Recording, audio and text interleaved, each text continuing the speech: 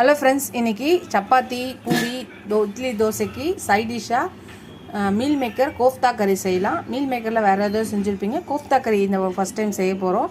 அதுக்கு மீல் மேக்கரை சுடு தண்ணியில் ஒரு 15 நிமிஷம் ஊற வச்சு நல்லா புளிஞ்சு வடிகட்டி வச்சுருக்கேன். இப்போ இதுக்கப்புறம் ஒரு மிக்ஸி ஜார் எடுத்துக்கலாம். 1/4 கப் உடச்சக்கடலை போட்டுக்கலாம். 2 பச்சை மிளகா, 3 காஞ்ச மிளகா போட்டுக்கலாம். கொத்தமல்லி கொஞ்சம் போட்டுக்கலாம். உப்பு கொஞ்சம் போட்டு இதை கொஞ்சம் முதல்ல அரைச்சிக்கலாம். இப்போ தூள் பண்ணியாச்சு. இப்போ மீல் மேக்கரை எடுத்து இதில் போட்டுக்கலாம். இதையும் சேர்த்து அரைச்சிக்கலாம். ஃப்ரெண்ட்ஸ், அரைச்சாச்சு மீல் மேக்கரை. இப்போ இதை நல்லா எடுத்து குட்டி குட்டி உருண்டையாக உருட்டி எடுத்து வச்சுக்கலாம். ஃப்ரெண்ட்ஸ், நம்ம உருண்டைகளை உருட்டியாச்சு, மீல் மேக்கர் உருண்டையை. இப்போ கடாயில் எண்ணெய் வச்சாச்சு. இப்போ நல்லா ஹீட்டான எண்ணெயில் எல்லாத்தையும் பொரிச்சு எடுக்கலாம். நல்லா வேக வச்சு எடுக்கணும்.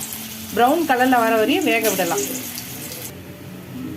ஃப்ரெண்ட்ஸ், ஒரு பக்கம் வந்துச்சு, திருப்பி போட்டு இன்னொரு பக்கமாக வேக விடலாம். ஃப்ரெண்ட்ஸ், நம்மளோட கோஃப்தா ரெடி ஆயிடுச்சு. மீல் மேக்கர் கோஃப்தா எடுத்துடலாம். ஃப்ரெண்ட்ஸ், நம்மளோட கோஃப்தா பால்ஸ்லாம் எடுத்தாச்சு. இப்போ ஒரு கிரேவி பண்ணலாம். அதுக்கு கடாயில் கொஞ்சம் எண்ணெய் ஊற்றியாச்சு. அதுக்கு கொஞ்சம் சீரகம், கொஞ்சம் சோம்பு ரெண்டையும் போட்டுக்கலாம். வெங்காயம் போட்டுக்கலாம். பிரிஞ்சி இலை ஒன்று போட்டுக்கலாம். இப்போ இதை நல்லா வதக்கிக்கலாம். 1 ஸ்பூன் இஞ்சி பூண்டு பேஸ்ட்டை போட்டாச்சு. இப்போ எல்லாத்தையும் வதக்கிக்கலாம்.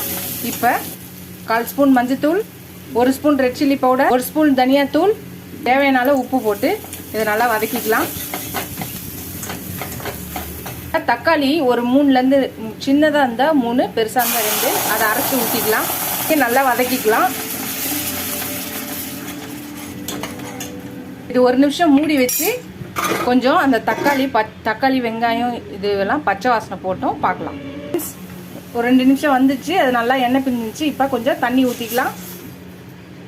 தண்ணி ஊற்றியாச்சு. ஒரு 2 நிமிஷம் மூடி வச்சு கொதிக்க விடலாம். கொதிச்சதுக்கப்புறம் பார்க்கலாம்.